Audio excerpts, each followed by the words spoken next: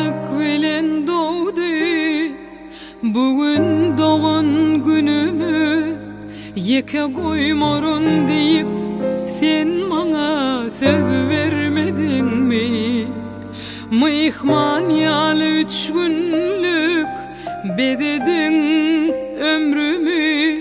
Sonsuz çen deyip sen bana el vermedin mi? Yollayan bugün seni bu öyden, bu şehirden, haber soramon gelenden gidenden. Kıynanmadın mı şoğun beni yeke oyup gidene? Kıynanmadın mı kaygıların ellerine itendeken? Ağladım ben ayda bakman o kapını yapanda.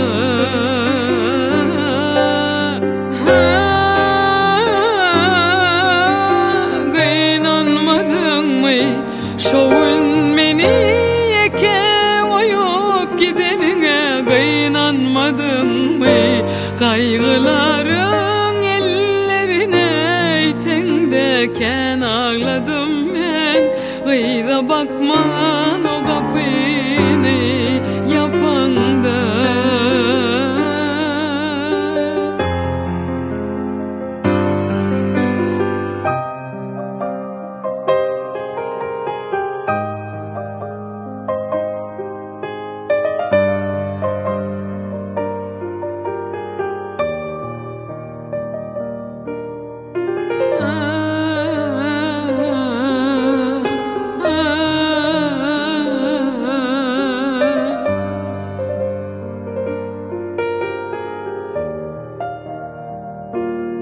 Yollayan bugün seni bu öyden, bu şehirden, haber soramon gelenden gidenden.